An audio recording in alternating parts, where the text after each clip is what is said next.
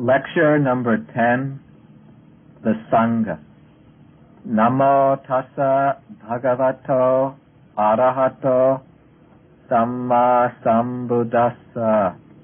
The Buddha's dispensation is founded upon three guiding ideals.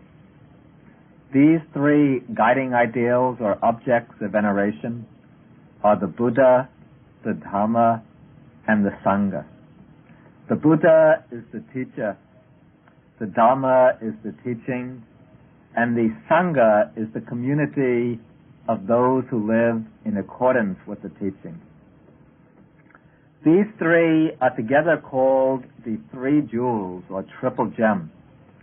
And they are called the three jewels because for one who is seeking the way to liberation, they are the most precious things in the world, rarer and more precious than the most valuable gems.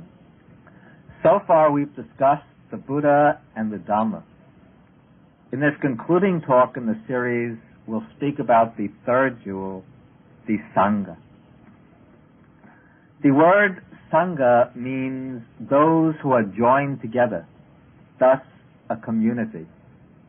However, the word Sangha doesn't refer to the entire Buddhist community. It doesn't mean the totality of Buddhists or even the totality of those who are committed to the Buddhist path. The word Sangha signifies a smaller community within the larger Buddhist society. In particular, it refers to two such communities, making for two kinds of Sangha. One of these is called the Arya Sangha, the community of noble ones, also called the Savaka Sangha, the community of the Buddha's true disciples.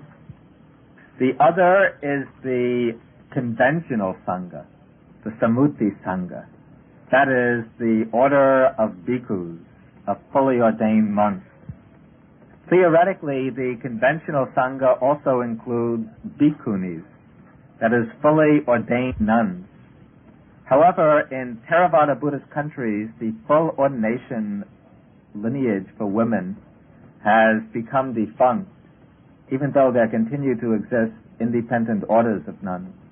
These we'll discuss later in the talk. The Aryan Sangha is the community of noble persons, all those who have reached the supramundane paths and fruits. This Sangha consists of 8 types of individuals joined together into 4 pairs. That's mentioned in the salutation of the Sangha. Yadidang Chatari Purisa Yugani Atta Purisa Pugala. The Sangha made up of the 8 types of individuals joined together into 4 pairs. The 4 pairs are the person on the path of stream entry and the stream enterer, the person on the path of the once-returner and the once-returner, the person on the path of non-returning and the non-returner, and the person on the path of arhatship and the arahat. The path experience lasts for only a single moment, and thus the first type of each pair can only be found at that one single moment of the path. But because the mental structure of the person at this stage is somewhat different from that of the person at the immediately following stage, the stage of the fruit, he's counted as a different type. But for practical purposes, there are really 4 main kinds of noble disciples: the stream enterer, the once-returner, the non-returner, and the arahant. What unites all these persons and makes them a Sangha, a community, is that they all share a penetration through direct experience of the innermost essence of the Dhamma. All these persons have followed the Buddha's path to the heights of wisdom and seen for themselves the ultimate truth, the truth of the unconditioned. The experience that makes a person an Aryan disciple is called the arising of the Eye of Dharma. We all have physical eyes by which we can see forms. We also have mental eyes by which we can understand ideas intellectually. For what the Aryan person has that the ordinary person lacks is the Dhamma Chakku, the eye of truth, the penetrating vision that sees into the real nature of things, that sees right through the process of arising and dissolving of all conditioned things to the unconditioned element, Nibbana. By arousing the eye of Dhamma, the noble person has cut off the first three fetters, the fetters of personality view, doubt, and clinging to rules and rituals. Such a person has absolute confidence in the triple gem, in the Buddha, the Dhamma, and the Sangha. He can never point to any other teacher than the Buddha or take as his guiding principles any other teaching than the Dhamma. He's been, in a sense, spiritually reborn, born with a noble birth.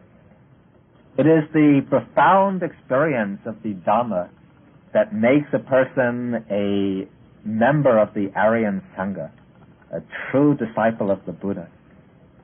The status of the Aryan Sangha is not established by any formal act of ordination. It's not restricted to monks and nuns.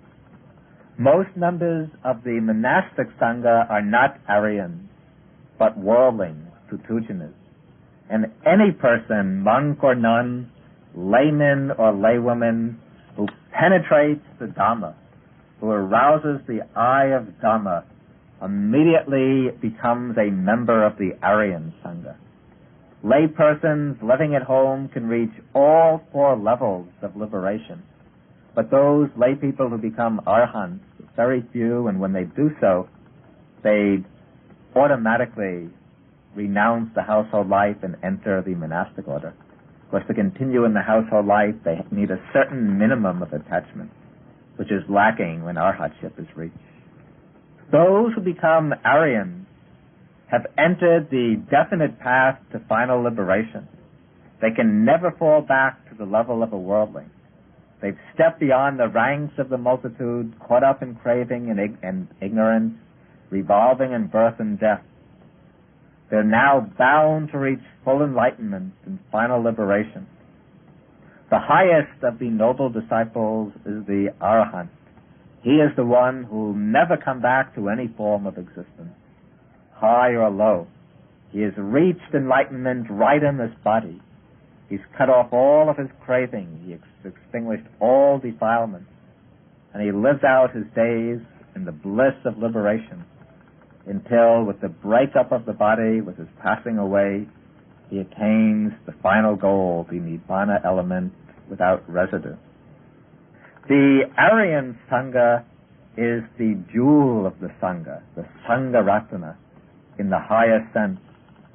It is this Sangha that functions as one of the three refuges when Buddhists recite Sanghang Saranang Gacchami.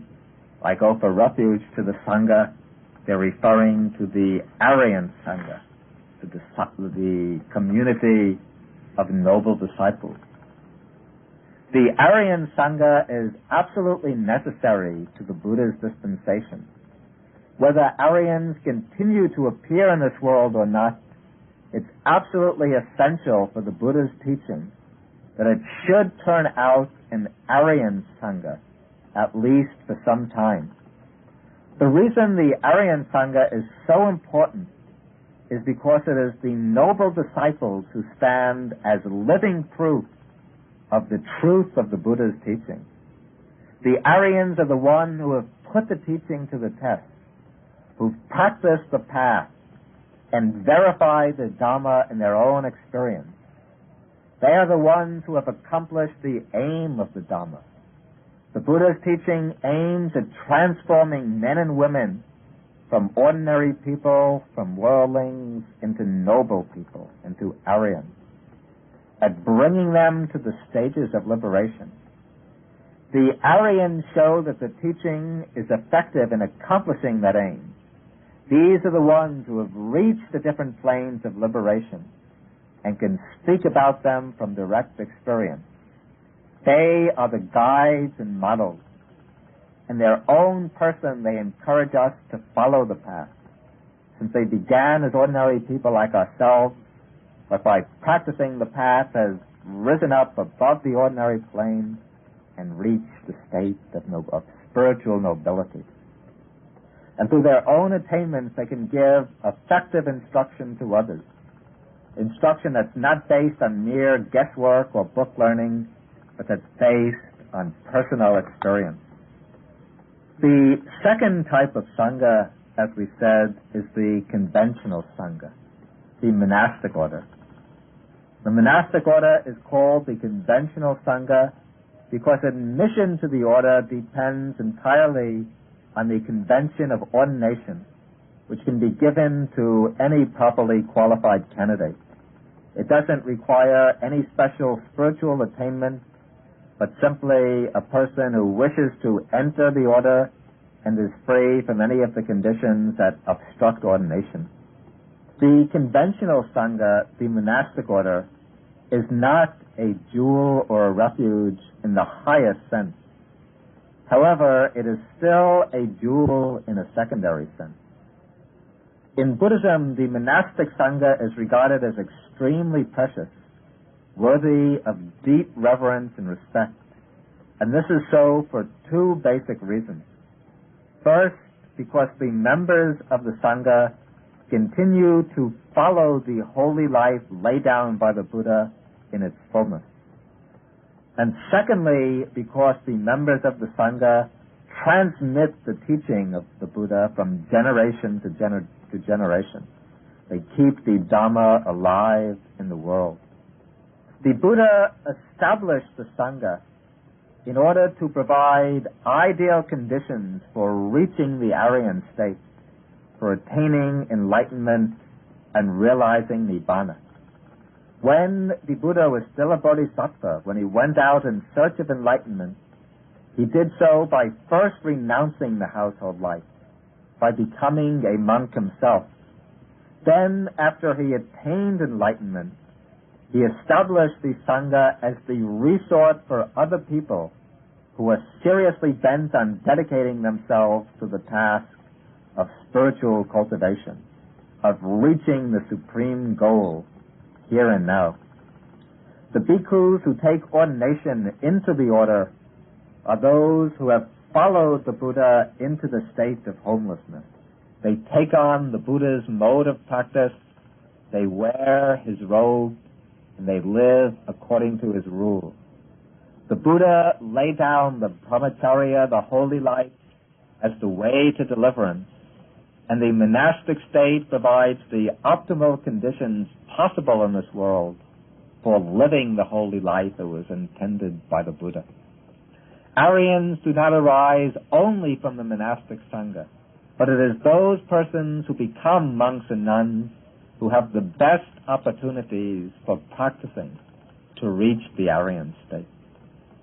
The second reason why the monastic order is revered so highly, as we said, is that the monks have the function of transmitting the Buddha's dispensation. They keep alive the practice, the way of life established by the Buddha. They show to others burdened by the cares of household life that it's possible to live a life of purity, of renunciation, of restraint, meditation, and realization. By training disciples, they ensure that the Buddha's dispensation is passed on from one generation to another so that it doesn't disappear from the world. By studying the scriptures, by teaching them, they preserve the verbal teaching of the Buddha. They make sure that it's spread and propagated for the welfare of others. For these reasons, the monastic Sangha stands as a field of merit, worthy of respects, offerings, and support. The story of the monastic order goes back even before the ordination of the first bhikkhus, to the time the future Buddha was a prince in the palace. When he went on his outside expedition and saw the old man, the sick man, and the dead man, then his mind was deeply disturbed and all of his confidence and household life was shattered. Then the fourth sight he saw was a contemplative ascetic walking peacefully through the town, wearing rag robes, with shaven head, carrying an alms bowl. And this man indicated to the prince, Siddhartha, the course he himself had to adopt to find liberation. And so when the night of his great renunciation arrived, the prince followed that man's example by cutting off his hair and beard, putting on yellow robes, and leaving the palace for the life of a mendicant. And his own practice in this regard has provided the model for the Sangha through the centuries. Each monk, when he goes forth, does so in imitation of the original renunciation of the Buddha. The actual formation of the Sangha took place soon after the Buddha gave his first discourse.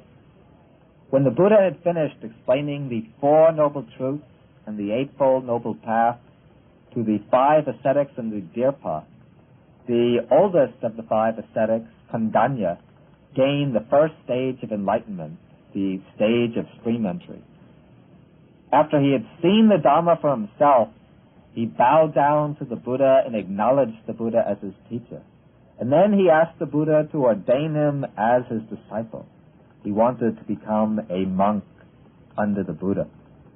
The Buddha then ordained him simply by saying, "Come, Biku, the Dharma is well proclaimed. Live the holy life for the complete ending of suffering."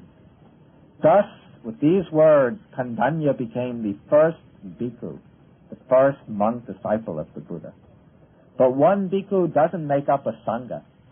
The Sangha is a community, and that means, in formal terms, a minimum of 4 monks required to constitute the Sangha. But on that occasion, the Buddha continued to explain the Dharma to the other 4 ascetics, who were named Bhadya, Mahanama, Vapa, and Asaji. And when they gained stream entry after his talk, they also asked to become bhikkhus under the Buddha, and the Buddha admitted them with the same words. When the Buddha accepted them as bhikkhus, at that very moment the Sangha was formed for the first time, a community of 5 monks headed by the Buddha. Shortly after that, the Buddha taught them the truth of anatta, of egolessness, and at the end of this discourse, the 5 monks achieved enlightenment, destroying all defilement, and became arhats, fully liberated in mind. In the months and years ahead, the Sangha continued to expand very rapidly, and the reasons for its rapid growth are not so hard to understand. The age in which the Buddha lived was a period when spiritual ideals occupied first place in the scale of human values. It was not like a time like our own time in which material values are predominant. However, in the time of the Buddha, the prevalent religions failed to meet the spiritual needs of the people. The religion of the Brahmins was bogged down by superstition, ritual, sacrifice, and by artificial distinctions based on caste. And the non-Brahminic religious orders were given up to either extreme asceticism or to dry speculation. In contrast to all of these other teachings, the Buddha offered a clear and direct path to the highest goal, a path that was completely in accordance with reason, that was open to personal verification, and that was very appealing in its simplicity and in its practicality. And so many young men, even from the highest classes, were drawn to the Buddha and wanted to lead the monastic life under his guidance. We shouldn't think that these young men came only from the poor and the downtrodden. To the contrary, most of them came from the higher social classes. They included the young Brahmins, the sons of wealthy merchants, aristocrats, princes, also kings, farmers, and also those who are less fortunate, since the Buddha didn't make any class distinction. It included outcasts, poor people, beggars, and so on. The order grew very rapidly, and by the time the Buddha passed away, it contained thousands and thousands of members, and it was spread out throughout a good part of northern India. The key move which characterizes the act of becoming a monk is renunciation. The initial act of entering the monastic order is called Pabhaja, which literally means going forth from the household life into homelessness. Over and over again we read in the Buddhist text that some householder or a young man, after listening to the Buddha explain the Dhamma, gains confidence in the master. When he gains his confidence, he reflects upon the household life. Thus, in the words of the text, he thinks, the household life is confining, a path for the dust of passion. The homeless life is free as the open air. It's difficult, while living at home, to lead the pure and perfect life of homelessness. I'll cut off my hair and beard, put on the saffron robes, and go forth from the household life into homelessness. Then we read that sometime later that same person leaves his circle of relatives, whether they be large or small. He leaves his accumulation of wealth, whether it be large or small. He cuts off his hair and beard, puts on the saffron robes, approaches the order, and takes ordination, entering the life of homelessness. Now there are some people, especially in the West, who admire the Buddha and his teaching, but find themselves put off by the Sangha. They feel something repellent in a religious system that issues in monasticism. They prefer to see a spiritual path that can be adapted to life in the world rather than one that leads away from worldly life into monastic life. Now, such people might be justified in wishing to see a Dhamma that can be practiced in the world. And this is true also about the Buddha's teachings, that it's applicable for those who are living in household life. But anyone who's correctly grasped the drift of the Dhamma, the Buddha Dhamma, will see at once that the path of renunciation follows from it with complete naturalness.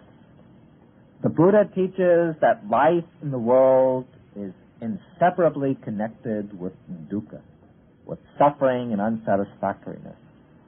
Worldly existence is a round of becoming, leading us again and again into birth and death and into all the different forms of suffering. And the reason we remain bound to the wheel of becoming is because of our attachment to it. We hang on to it through our craving, our desire for pleasure, for power, for continued existence. To gain release from the round, we have to extinguish our craving. And that is the highest renunciation, the ultimate act of renunciation, the inner act of finally cutting off all attachments, even the most subtle. But to win through to that attainment, we generally have to start with simple, common, relatively easy acts of renunciation. And as these gather forth, they eventually lead us to a point where we no longer feel attracted to the laws of secular life, where our desire to be free from the bondage of worldly life overpowers all desire for the pleasures of the world. And when this happens, we become ready to leave behind the household life, to enter upon the homeless state in order to devote ourselves fully to the task of removing the inner subtle clingings of the mind. The homeless life is not absolutely essential to this work. True renunciation is an inner act, not a mere outer one. But as we said before, the homeless life provides the most suitable outer conditions for practicing true renunciation.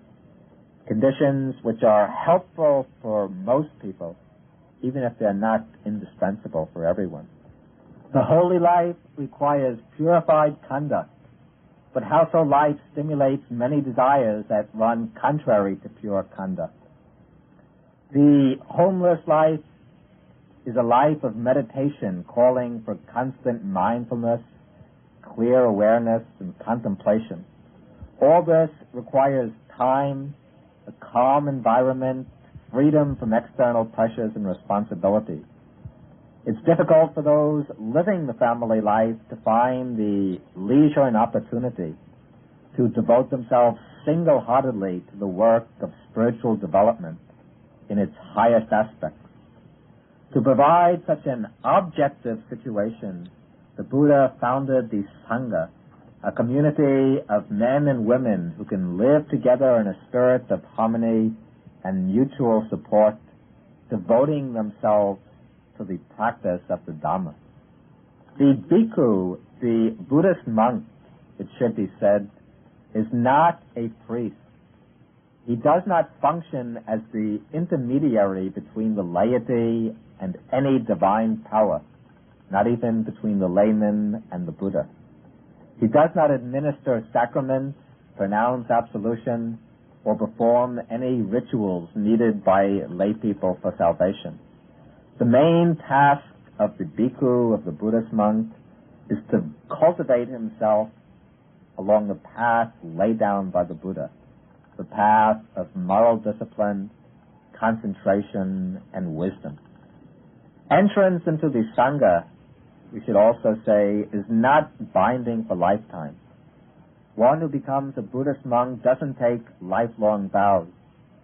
In some Buddhist traditions, especially in Sri Lanka, it's expected that those who take the higher ordination as bhikkhus will remain in the robe for life. But it's not absolutely essential, and if a person takes ordination and finds he's unsuited for monastic life, he's free at any time to leave the robe and return to lay life without any kind of religious blame attaching to him, without incurring any kind of obstruction to his spiritual progress. In other countries like Burma and Thailand, it's customary for just about all males at some time in their life to take ordination for a short period in the Sangha.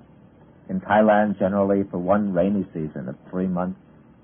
After that, the young man is considered to be a fit candidate for marriage. In Burma, it's customary for many young children, young men, or young boys to take ordination as novices, and for older men, after they've lived their full life, to enter the order in old age. The distinctive marks of the Bhikkhu in all the Buddhist countries and most Buddhist traditions are the shaved head and the saffron robe. As it says in the stock passage that we already read, he shaves off his hair and beard, puts on the saffron robe, and goes forth into homelessness. Some people nowadays object to this distinct appearance of the Bhikkhu, particularly in the United States. They think that the Buddhist monk has to change with the times, that he should conform to the society in which he lives. And so in this age and in this country, he should appear like everybody else, perhaps wearing his robes only when performing religious services or when teaching the Dhamma. However, these ideas do not accord with the specific nature of the Bhikkhu's vocation. Even in the days of the Buddha, the Bhikkhu had a distinct appearance from lay people. His robe and his shaved head were never the common custom of the people. They always served to mark the monk out as different from others. The reason the Bhikkhu adopts this appearance is rooted in the very nature of his calling. For one thing, the Buddhist monk seeks to realize the truth of anatta, of selflessness. And this means the relinquishing of one's claims to stand out as a special individual, to be a somebody. The aim of the Bhikkhu is to become a man of naught, to reach total effacement, not in the sense of becoming a nameless nobody, but in eliminating the sense of ego, of self-identification. Now our clothes, our hairstyle, our beard, often become subtle ways in which we assert our sense of identity, by which we try to express our self-image, or to realize our personality. The bhikkhus seek to overcome this claim to self-assertion by adopting a mode of appearance that is the same as all other bhikkhus. They give up their individual color in order to blend imperceptibly into the larger body, the body of the Sangha. Also, the robe and the shaved head remind the Bhikkhu of his special vocation. One of the themes for daily reflection the Buddha taught to the monks is to think, my way of life is different from that of worldly people. The common people flow with the stream of desires, of grasping, of becoming. The monk has to strive against the stream. He lives a life of restraint, self-control, and inner cultivation. Because the defilements in his mind might still be active, he often needs some special sign to remind him of his high mission, his calling to seek deliverance. The distinctive dress gives him that reminder. It lets him know that he wears the same robe that the Buddha wore, that he has the same appearance as the Buddha, and therefore that he should remain firm in his resolution to strive along the path of the Buddha.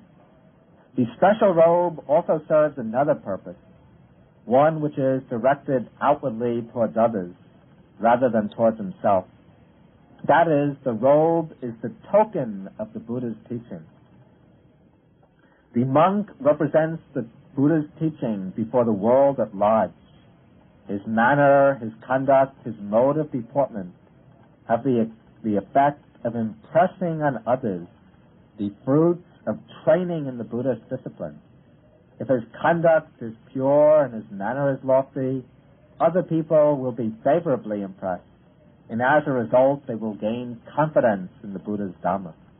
But in order for the Bhikkhu to make others aware of the fruits of the Buddha's training, he needs a distinctive dress that singles him out as a disciple of the Buddha. And that is the reason for the robe. Another special aspect of the lifestyle of the Buddhist monk is that he lives in dependence on the offerings of others. He doesn't work for his living at a remunerative job. He doesn't receive payment in money for his religious services, but he lives entirely in dependence on the support of the laity.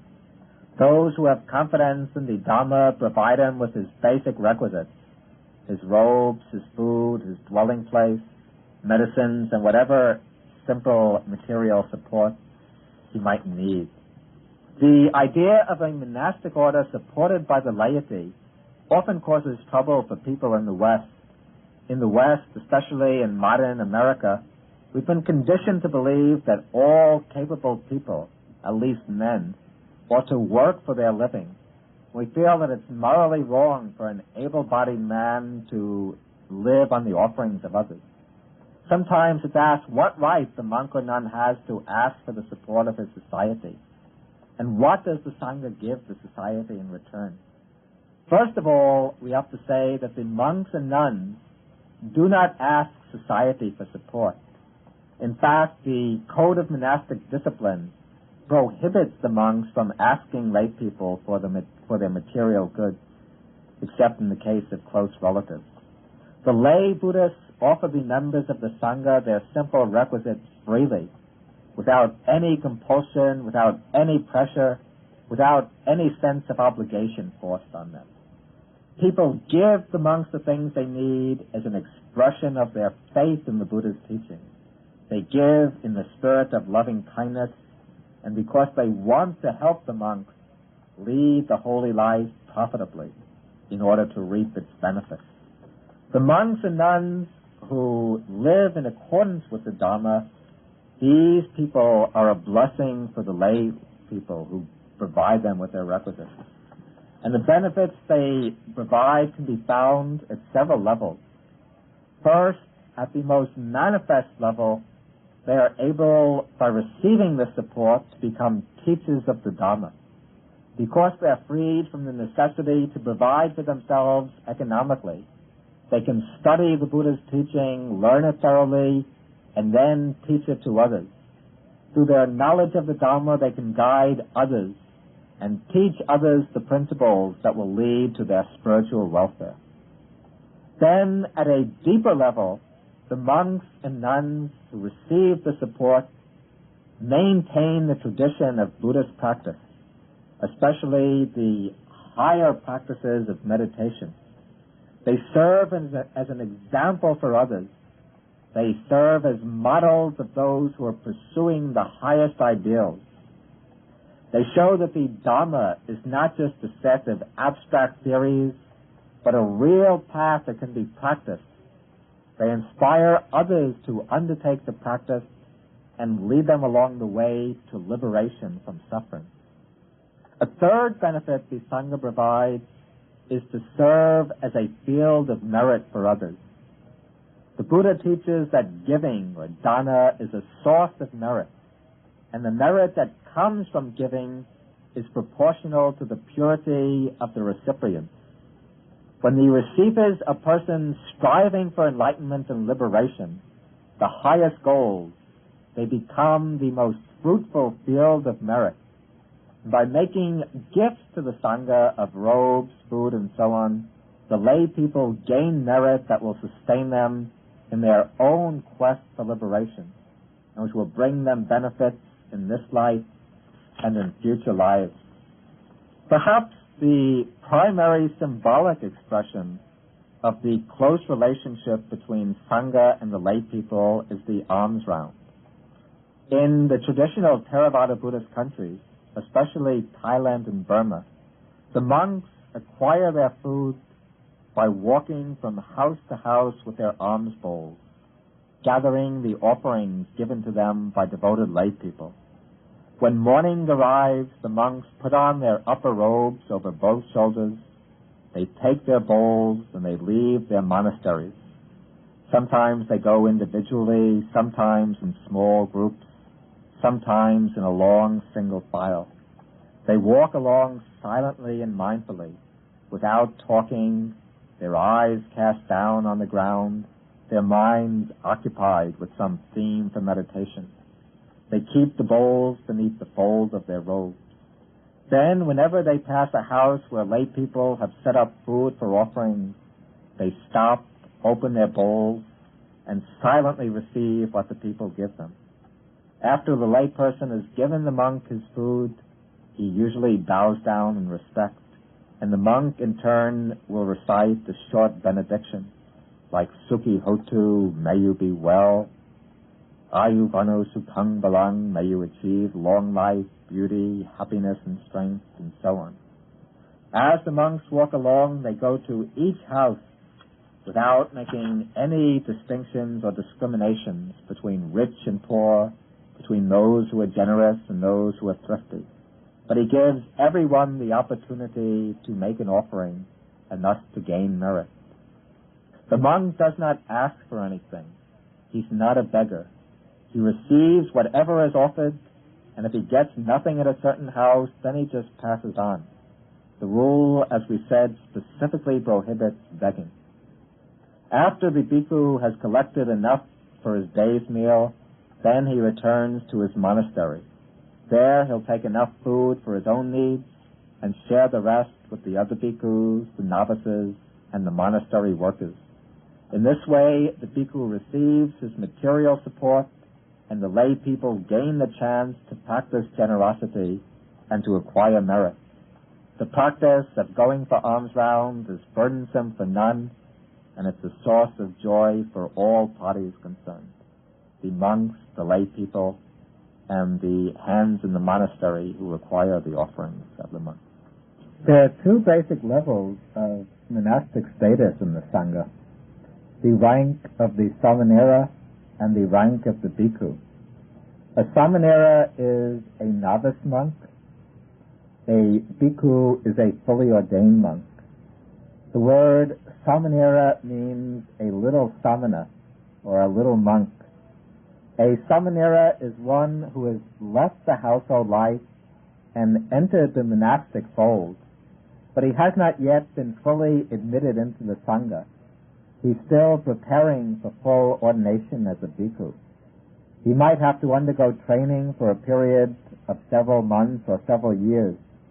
So sometimes mature men who go forth are given the novice ordination and full ordination on the same day. The ceremony of becoming a Samanera is called Pabaja, the going forth from lay life into the homeless life.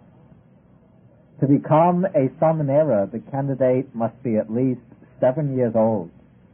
He has to be physically fit, provided with robes, and he has to be accepted by a senior bhikkhu as a pupil.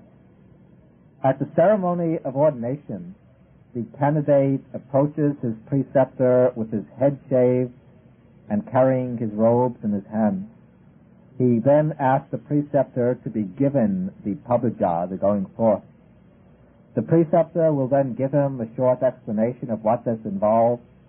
He takes the robes from the samanera and then he gives them back. And this marks the acceptance of the candidate as a samanera. The new novice will then go off to the side, take off his lay clothes and put on the robe. Then he returns to his teacher and he asks the teacher to give him the 3 refuges and the 10 precepts of a samanera. The teacher will then recite the formula for the refuges and the 10 precepts, the samanera repeating them after the preceptor. And from then on, the samanera must observe the 10 basic precepts of the monastic life.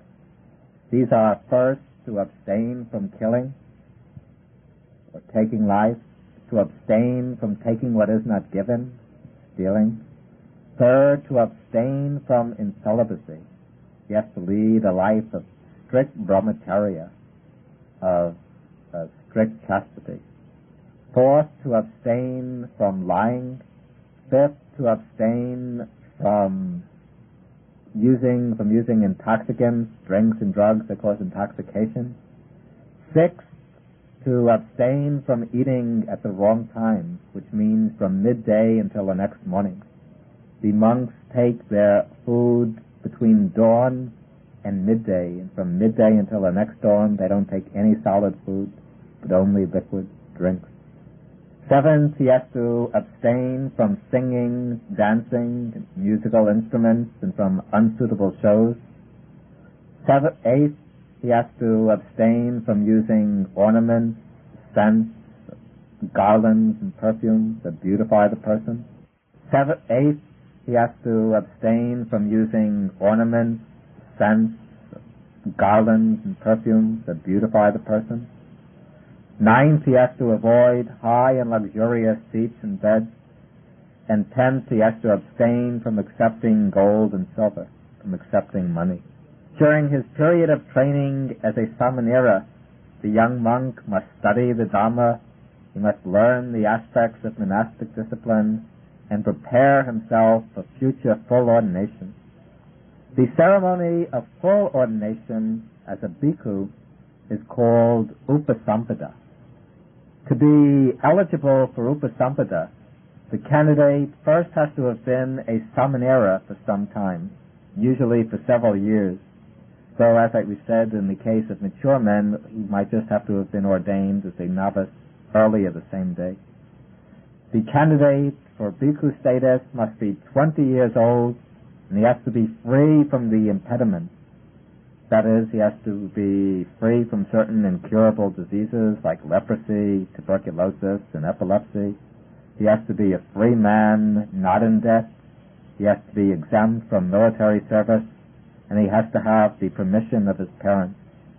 When he comes to the ordination ceremony, he must have a complete set of robes and an alms bowl. These will usually be provided by lay supporters. The ceremony of upasampada requires a Sangha of at least 5 bhikkhus, though usually more are present. The Sangha is headed by a senior bhikkhu of at least 10 years standing in the order, who has a good knowledge of Dhamma and Vinaya, the code of discipline. This senior monk will serve as the preceptor for the new bhikkhu. The ordination is more complex than that used for the novice ordination. First, a monk will chant a motion that such and such, the name of the candidate, requests upasampada with such and such a senior monk as his preceptor. Then 3 announcements of this fact are made, and if none of the bhikkhus present objects, then when the 3rd announcement is finished, the candidate is accepted as a bhikkhu. After the actual ordination, the preceptor then explains to the new bhikkhu the four things which are absolutely prohibited for a fully ordained monk. These four acts are, firstly, engaging in sexual intercourse of any kind, whether it be heterosexual or homosexual. Secondly, taking anything of value that is not given. Third, killing another human being. And fourth, falsely claiming to have reached some higher spiritual attainment. If a bhikkhu commits any of these forbidden acts, then he is immediately expelled from the Sangha, and he can never be reordained again in this lifetime. After explaining these four forbidden acts, the preceptor then explains the four supports of the homeless life. These are, first, to live on food collected on alms rounds. Secondly, to use robes made from cast-off rags. Third, to live beneath a tree. And fourth, to use cow's urine for medicine.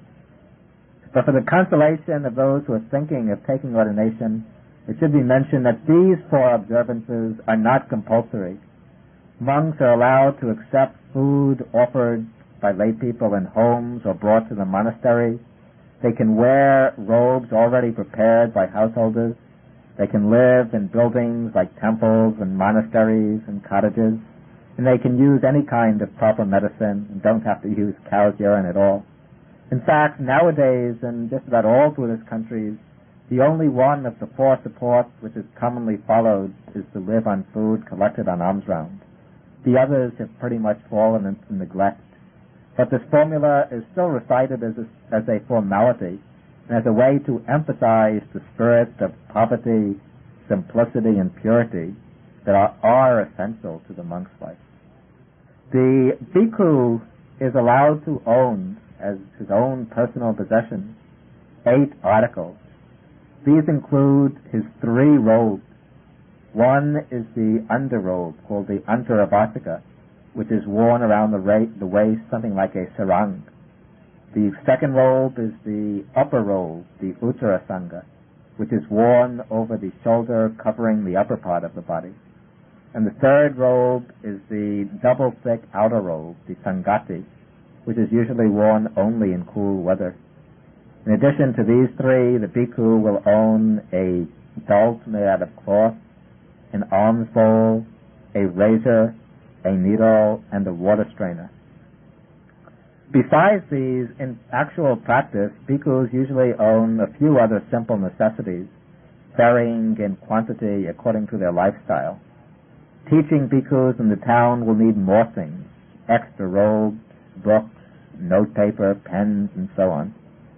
Meditative bhikkhus living in the forest can usually get by with very little beyond their basic requisites. Perhaps just sandals, umbrella, a fan, a small clock. And the monk has to obtain his material requisites in a pure way. He doesn't work at a profession, as we said, but he receives his material requisites through the generosity of others. He's not allowed to beg for them, to coerce others to give them, or to persuade others to offer them, but he is dependent upon the generosity and the kindness of the laity. And then using the 4 principal requisites, the robes, the alms food, his shelter, and medicine, he has to reflect on their proper purposes. When he puts on his robes, he has to reflect that he uses the robes for the purpose of keeping off the cold, keeping off the heat, keeping off the sun and wind and creeping things, and for covering up the body. He reflects that he uses the alms food in order to support his life, to keep himself in good health, to prevent disease, and to live the life of holiness. He reflects that he uses his dwelling place, his shelter, to keep out the cold and heat and mosquitoes and gnats, and in order to protect himself from the weather. And he reflects that he uses medicine for the purpose of keeping off disease and for the maximum of health and well-being. Life in the Sangha is regulated by a body of rules called the Vinaya. The word Vinaya literally means leading away. That is, it's the code of rules that leads us away from wrong actions, wrong deeds of body and speech. The Vinaya is contained in the part of the Tripitaka called the Vinaya Pitaka, the Book of Discipline. And these books set forth the precepts of monastic life. Some of these precepts are moral in nature and concerned with the fundamentals of spiritual development. Others are principles of etiquette more than morality, which help to establish harmony between the monks themselves and between the Sangha and laity as a whole. The heart of the Vinaya is the code of 227 rules called the Papimoka. These are the backbone of monastic discipline. The rules of the Papimoka are classified into several categories of differing degrees of moral weight. The most important are the 4 parajikas, the 4 prohibited acts we already mentioned: sexual intercourse, theft, killing another human being, and making false claims to spiritual attainment. The violation of these rules leads to defeat, to expulsion from the order. 13 other rules of a somewhat lesser degree of gravity lead to a period, if they're violated, they lead to a period of penance with a temporary suspension of monastic privileges. The remaining rules vary in importance and in the consequences that are entailed when they're violated. But for good monks, it's important that they try to keep all the rules as scrupulously as they can. All the rules might not seem to be extremely serious, but the problem is that once a person starts breaking minor rules, it's often only a matter of time until he starts to break major rules.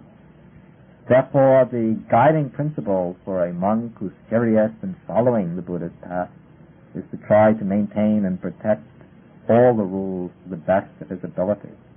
The foundation of the higher stages of spiritual training is moral discipline. And for a bhikkhu, the background or backbone of his moral discipline is the Papimoka. The Papimoka is recited by the Sangha together at a ceremony called the Uposatha, which is held on the day of the full moon and the new moon in each lunar month.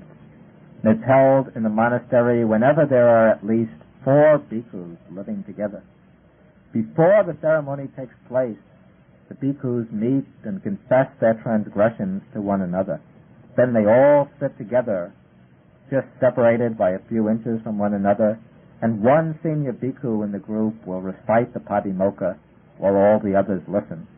And while it's being recited, if any monk remembers any transgression he's committed, then he will confess it before the group as a whole.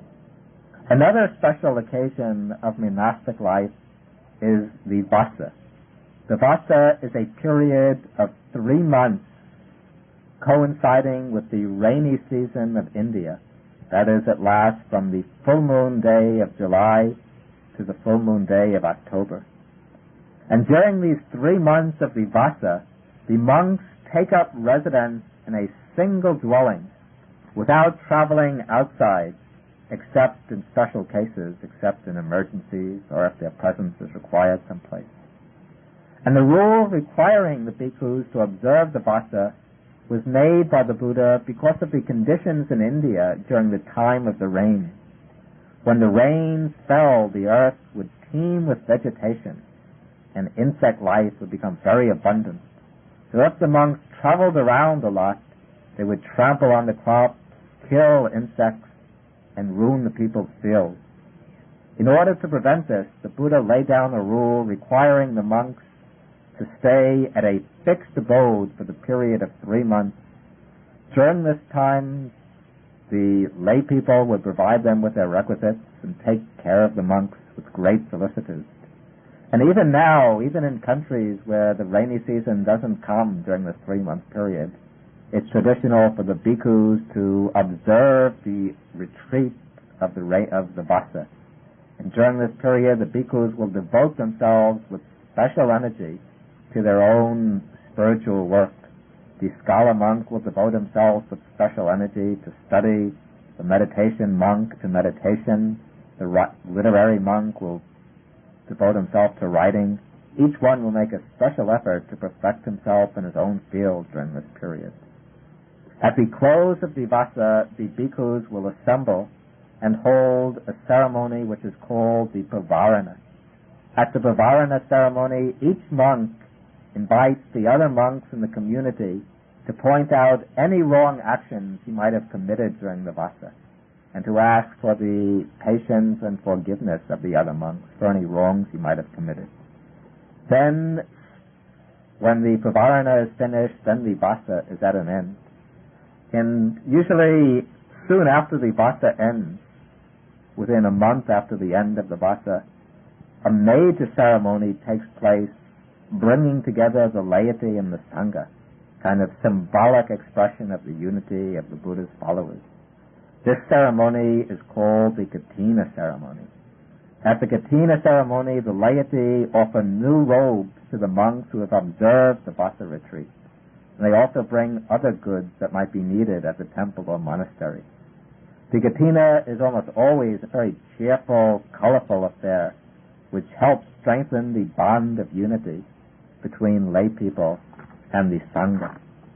So all the monks, no matter what their age and standing might be, all share the same disciplinary code, the Tadimoka and the rest of the Vinaya. And all the monks are guided by the same training, the training in moral discipline, concentration, and wisdom. But beyond this, the members of the order divide into two basic types as they follow one or another of the two careers which are laid down for bhikkhus. One of these is called the Gantadura, the career of books, the path of study. The other is called the Vasadura, the career of practice, the direct path of meditation. The two careers are not absolutely exclusive. Ideally, there should be a certain synthesis of the two, and often we find that monks who follow the study of scriptures usually do some daily meditation, while monks who follow the path of practice often have some proficiency in the scriptures. But generally there's a tendency for specialization. Some monks emphasize the Perigata Dhamma, the study of the scriptures. Other monks emphasize Patipatti Dhamma, the practice of meditation. And monks following the two careers generally live in different regions. The monks who follow the career of study usually live in the cities, towns, and villages, while the monks who follow the way of strict practice usually live in the more remote areas, in the forest. This division is not so sharp, since sometimes even in the busiest city monasteries you might find monks who are devoted fully to meditation, while occasionally there are forest monasteries in which there are scriptural specialists. But the regional division between town and forest generally holds valid. The main task of the monks following the career of books is to study, teach, and expound the scriptures of Buddhism. In the Theravada tradition, the main scriptural authority is the Tipitaka, the three baskets of doctrine set down in the ancient Pali language. These three baskets are the Vinaya Pitaka, the book of monastic discipline, the Sutta Pitaka, the collection of the Buddha's discourses and the discourses of great disciples, and the Abhidhamma Pitaka, the collection of philosophical, psychological treatises. And those monks who specialize in study will make it their aim to learn these scriptures as best as possible. And to learn the scriptures for the Buddhist monks in this tradition doesn't mean simply to have read the books, but what's especially stressed is memorization. In fact, for the first 400 years, the scriptures of the Tripitaka were not written down at all, but they were transmitted from teacher to pupil by way of memorization. And even today, though books are available, memorization is still emphasized. So those bhikkhus who follow the way of study will spend a great amount of time memorizing the texts, learning their meanings thoroughly, studying the commentaries written about them, and then when they gain some proficiency in study, they will take on the task of teaching others, of giving sermons and lectures, of training younger monks in the scriptures. And since the study bhikkhus live in the vicinity of the towns, villages, and cities, it is these bhikkhus who come in closest contact with the laity and thus participate in various religious rites of domestic life. Unlike the Christian monks, the Buddhist monks are not completely secluded from contact with the lay world, but they interact with the laity on just about all the key occasions of daily life, from birth to death. The main types of involvement of the Sangha with the laity are meal invitations, the chanting of suttas, and preaching. Dana, the offering of food to monks, is a great source of merit for lay people. So often a family or a group of town people will invite a number of monks to their home for an alms offering. This will often be followed by a short sermon and then by the chanting of benedictions by the monks. In addition, special chanting sessions are also held from time to time. A group of monks will be invited to chant special protective suttas to the lay people. These suttas are called Perigata, protective discourses. Then, at periodic intervals, the monks will deliver lengthy sermons. These sermons are given with much fanfare and festivity. These can be attended by large numbers of lay people who make these occasions of preaching their main opportunities for learning the Dharma. On these special Uposatha days, the days of the full moon and the new moon, devoted lay people will go to the temples and monasteries for a whole day and night. They'll bring some simple bedding and generally stay overnight. On these occasions, they'll take the 8 precepts, living very much like novice monks and nuns. For the day and night of the Uposatha, they'll devote their time to meditation, to reciting texts, to asking questions of the monks, to quiet study, and sometimes they might get the chance to listen to several lengthy discourses which might be delivered during the Uposatha period. In contrast to the life of the town bhikkhus, the life of the forest bhikkhus is very quiet. Their time is not taken up by the bustle of outer activities, but it's mostly reserved for their inner work, for the cultivation of the mind, the development of calm and insight. In the forest hermitages, a group of monks will live together, usually under the guidance of an accomplished meditation master. They live generally in small huts, situated at a good distance from one another, enough distance to assure each monk of the privacy and seclusion he needs to carry on his practice. The training of the forest monk follows the ancient pattern coming down from the time of the Buddha. We can find the descriptions of this training in many suttas spoken by the Buddha. We hear how the Bhikkhu, after he's left the world, fulfills the rules of training, how he observes all the precepts very carefully and very scrupulously. Then, with this moral discipline as his foundation, he develops contentment with his robe to protect his body and with his alms food to sustain his life. And it's said that just as the bird goes about with its 2 wings and lives completely content only to have its 2 wings, so the monk goes about content simply with his robe and with his alms bowl. Then, having developed this contentment, this mind of simplicity, the monk applies himself to control of the senses. When seeing forms, hearing sounds, experiencing any sense objects, he doesn't let his mind be attracted by the desirable sense objects, but he develops strong control over the senses, keeping his senses under the command of his mind. All of his actions he performs with mindfulness and clear comprehension. He's mindful when going and coming, when looking forward and looking around, when bending and stretching, when eating, drinking, going to the bathroom, standing, sitting, falling asleep. In all activities, he practices mindfulness and clear comprehension. Then he goes off into seclusion, sits down, crosses his legs, keeps his body erect, sets up mindfulness before him, and purifies his mind of the 5 hindrances.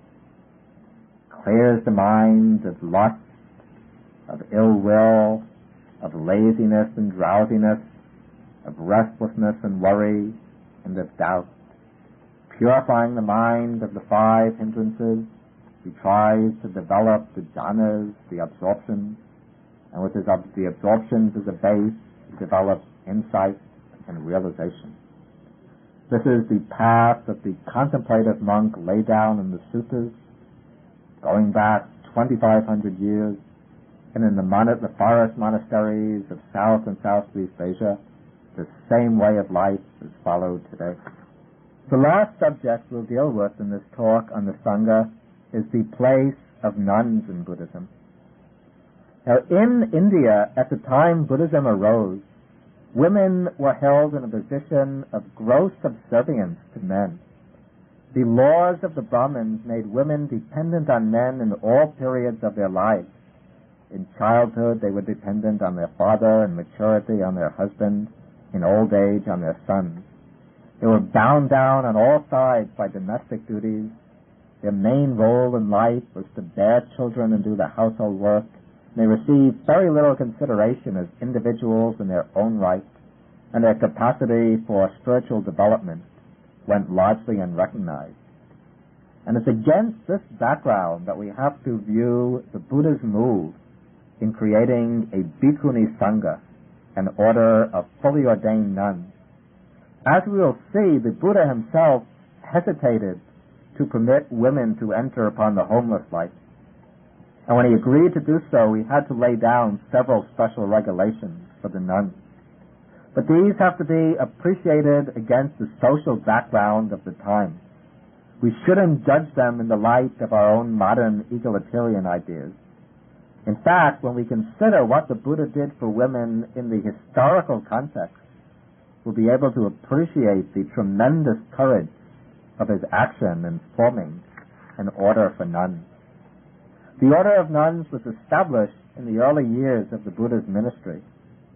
1 year after his enlightenment, the Buddha returned to his homeland of Kapilavatthu, and he taught the Dharma to his people, the Sakyas.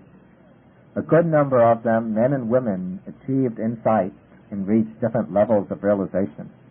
His own foster mother, Mahapajapati Gautami, became a stream enterer, and his father, the king of the Shakyans, became a non-returner. Several years later, the Buddha returned to Kapilavatthu to see his father, who was lying on his deathbed. And the Buddha taught the Dharma to his father, and his father attained arhatship just before dying. Then after the king's death, the Buddha's foster mother, Mahapajapati, went to him and asked if women might be allowed to go forth into the homeless life. The Buddha did not refuse flatly, but he discouraged her from making that request.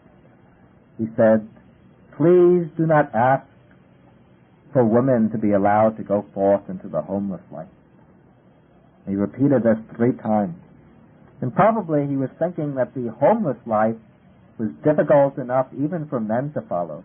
So it would be much harder for these women who had been brought up and sheltered in the sheltered life of the palace. Then when the Buddha left Kapilavatthu that time, he went to Vesali, which was about 250 or 300 miles away.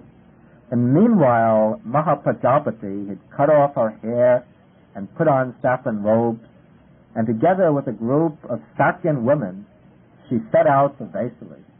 And when she arrived in Vesali, the Venerable Ananda saw her standing there. Her feet were swollen, her limbs were covered with dust, and she was very sad and unhappy, with tears on her face. And Venerable Ananda saw her and asked her why she was standing there like that. She explained to him that it was because the Buddha would not allow the women to go forth. Then Ananda approached the Buddha, and on behalf of the women, he asked for permission for the women to go forth into homelessness. And 3 times he asked, and 3 times the Buddha again didn't refuse, but he told Ananda, do not ask for women to be allowed to receive the going forth. After the 3rd time, the Venerable Ananda used a different tactic. He asked the Buddha, he said, Venerable Sir, is it possible for women to achieve the paths and fruits? Is it possible for them to achieve arhatship? The Buddha said, it's possible, Ananda. Then Ananda said, if this is so, and since Mahaprajapati has been so helpful to you, when your mother died, she became your foster mother and gave you milk to drink and took care of you in every way. For this reason, it would be good if women could obtain the going forth. And when Ananda said this, then the Buddha said that he would allow women to go forth and become bhikkhunis, fully ordained nuns, if they would agree to 8 principles. These 8 principles all have the effect of making the Bhikkhuni Sangha, the order of nuns, to some extent subordinate to the order of bhikkhus, and of requiring the nuns to show special respect and reverence for the bhikkhus. It seems that one of the great dangers the Buddha foresaw was that the holy life might become corrupted if there was unregulated contact between bhikkhus and bhikkhunis. He therefore laid down these special rules as conditions that would make such contact difficult. And these rules, as we said, also serve to subordinate the order of nuns to the order of monks. And this will doubtlessly raise some objections among modern advocates of equal rights, but we shouldn't judge the Buddha against present-day standards. We have to see him against the social background of his time. In those days, women were severely restricted, and even to allow them to go forth into homelessness was a radical measure. If the Buddha had made the 2 orders precisely equal, he would have risked losing the respect of lay people, and his teaching might have disappeared without flourishing. But by making these rules, he was able to retain the respect of lay people and to ensure that his teaching would thrive. Once the order of bhikkhunis was formed, it attracted women from all different walks of life. Women of royal stock, wealthy women, poor women, ordinary housewives, courtesans, young girls, and so on, left their homes to put on the yellow robes of Buddhist nuns. A good number of these women practiced the path to its goal, achieving arhatship. Some became prominent members of the Sangha, masters of meditation, some excelling in wisdom, in concentration, in learning, in supernormal powers. A few of the nuns who gave discourses which have been included in the Sutta Pitaka and the verses of the nuns who reached arhatship have been collected together into a single book of the Sutta Pitaka, the Perigata, the verses of the elder nuns. Like the Biku Sangha, the order of nuns had its own Papimoka. This contained over 300 rules, more than that for the order of monks, as some special regulations were needed for women. One of the regulations for the Bhikkhuni Sangha, which was to have unfortunate consequences, was the requirement that a woman novice had to receive full ordination from both orders, the order of monks and the order of bhikkhunis. For several centuries, the Bhikkhuni Sangha continued to flourish in India. During the 3rd century BC, King Ashoka allowed his own daughter, Sanghamita, to become a bhikkhuni. And together with a group of nuns, Sanghamita traveled to Sri Lanka with a branch of the Bodhi tree, and she helped establish the Bhikkhuni Sangha in the island of Sri Lanka. After Sanghamita had set up the Bhikkhuni Sangha in Sri Lanka, Many women from all the different strata of Sinhalese society joined the order, which became famous for the saintliness and piety of its nuns. The Bhikkhuni Sangha continued to thrive in Sri Lanka for many centuries, even up to the 10th century AD. And during this period it received the support of the kings and the royal government and the enthusiastic support of the laity. However, due to a series of invasions from South India, the Bhikkhuni Sangha seems to have died out in Sri Lanka in the 10th century AD, while in India the order also disappeared. When, we do not know. And since ordination as a Bhikkhuni has to be received from an existing Sangha of Bhikkhunis, when the latter has died out, then ordination becomes impossible and the lineage cannot continue. And it cannot be revived by bhikkhus, by lay people, or anyone else, but only by a Buddha. Thus, when the Bhikkhuni Sangha disappeared in India and Sri Lanka, this meant the end of the lineage, as a Theravada Buddha Sangha had not yet been established in Burma, Thailand, or the other Southeast Asian countries. But though the formal Bhikkhuni Sangha disappeared from the Theravada Buddhist world, Theravada Buddhist women continued to be drawn to the monastic life. As a result, there have sprung up in the main Theravada countries orders of women who live together as nuns, taking a less formal ordination and following the holy life according to the model of the ancient bhikkhunis.